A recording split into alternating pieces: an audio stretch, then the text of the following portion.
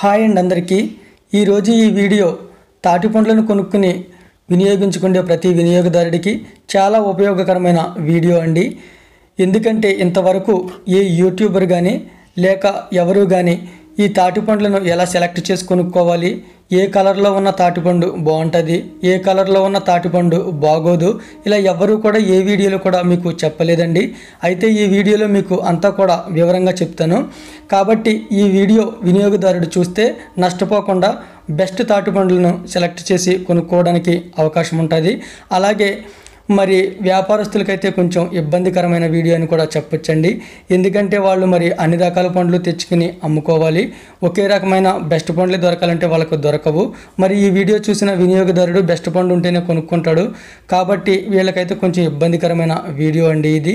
మరి ఏదేమైనా సరే మనకు తెలిసిన వాస్తవాలనే చెప్తానండి. ఇంకా మరి మనం ఇప్పుడు వీడియోలోకి వెళ్దాం. తాటి పండ్లు మనకి కొన్ని కలర్లలో కనపడతాయి అన్నమాట. అంటే ఫుల్ బ్లాక్లోను లేదా బ్లాకు ఎల్లో కలరు కలిసి బాగా ఎల్లో కలర్లోను ఇలా కొన్ని రంగుల్లో మనకి ఈ తాటిపండ్లు కనిపిస్తాయండి.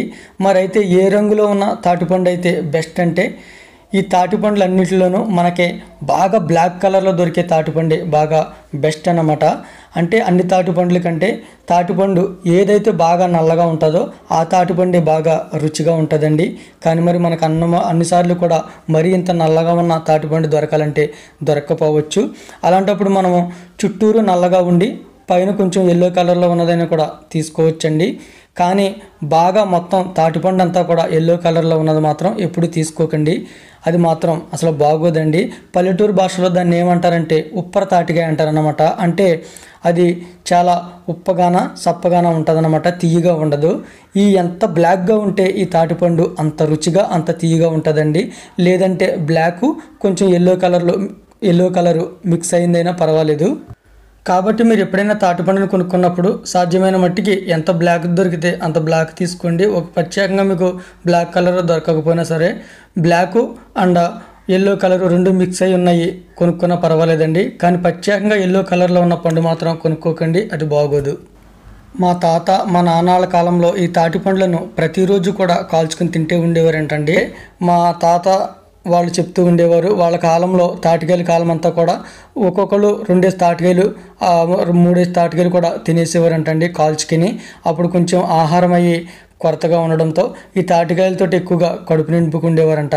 కాబట్టి వాళ్ళంతా బలంగా ఉండేవారండి. ఇప్పుడైతే మనం దొరికినా కూడా చాలామంది వినియోగించుకోవట్లేదు. కాబట్టి ఇవి దొరికేవారు ఎవరైనా సరే డబ్బులు పెట్టి కొనుక్కున్నైనా లేదా ఫ్రీగా దొరికేవారైనా ఎవరైనా సరే వీటిని మాత్రం అశ్రద్ధ చేయకండి. ఇవి దొరికినంత కాలము కూడా అనేక విధాలుగా వీటిని ఆహారంగా తీసుకోండి. అంటే తాటిగారెలుగా కానీ లేదా తాటి రొట్టేసుకుని కానీ లేదా ఈ కాయని న్యాచురల్గా కాల్చుకుని కానీ ఇలా రకరకాలుగా ఈ ఆహారాన్ని తీసుకోండి. ఇది చాలా బలమైన ఆహారం అండి. మనమంతా రసాయనిక ఎరువులు వాడినవి పురుగు మందులు పిచికారీ చేసిన ఆహారాన్ని తీసుకుని మన ఆరోగ్యం అంతా కూడా కోల్పోతున్నామండి. కనీసం మనకి ఇలా దొరికినప్పుడైనా సరే ఇలాంటి న్యాచురల్ ఫుడ్ని సాధ్యమైన మట్టికి తీసుకుంటూ ఉండండి. మీ ఆరోగ్యానికి చాలా మంచిది. మరి మన పూర్వీకులైతే అంత బలంగా ఉండడానికి కారణం ఏంటంటే ఆ రోజుల్లో ఇలాంటి తాటికాయలను గట్టా కాల్చుకొని తినడం, న్యాచురల్ ఫుడ్ తీసుకునేవారే కాబట్టి వాళ్ళు ఎప్పుడూ కూడా చాలా బలంగా ఉండేవారండి. వాళ్ళ దగ్గర చాలా రోగనిరోధక శక్తి ఉండేది. మరి ఎప్పుడైతే మనం ఈ రసాయనిక ఎరువులు వాడి ఆ ఆహారాన్ని తీసుకుంటాం మొదలుపెట్టామో అప్పుడే మనిషి అంతా కూడా బలహీనుడైపోయాడు అనమాట. ఇలాంటి న్యాచురల్ ఫుడ్ని ఎప్పుడూ కూడా అశ్రద్ధ చేయొద్దండి. అందుకే నేను ఎప్పుడూ కూడా ఇలాంటి ప్రకృతి సిద్ధమైన ఆహారాన్ని ఎక్కువగా తీసుకుంటూ ఉంటానండి. రసాయనిక ఎరువులు వాడడం, పురుగు మందులు కొట్టడం, ఆ ఆహారాన్ని మనం తీసుకోవడం నాకు అస్సలు ఇష్టం ఉండదు. కానీ తప్పదు కాబట్టి మనం మార్కెట్లో కొనే ప్రతిదీ కూడా రసాయనిక ఎరువులు పురుగు మందులు వాడే మనకు వస్తాయి. కానీ అవి మనం వాడకపోతే మన కడుపు నిండదు కాబట్టి తప్పదు కాబట్టి అవి తీసుకుంటాము. కానీ సాధ్యమైనప్పుడల్లా కూడా ఇలా ప్రకృతి సిద్ధంగా దొరికిన ఆహారాన్ని మనం తీసుకోవడం చాలా బెటరు. నేను అందుకే ఇలా ప్రకృతి సిద్ధంగా దొరికినవి ఎక్కువగా తీసుకుంటూ ఉంటానండి సాధ్యమైనప్పుడల్లా.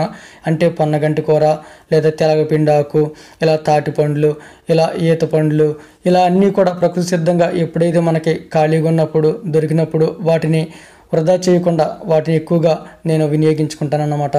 ఇకపోతే ఈ వ్యాపారస్తులు ఈ పండ్లన్నీ కూడా తాటి చెట్టు దగ్గర రాలేక తీసుకొచ్చి అమ్ముతున్నామంటారండి.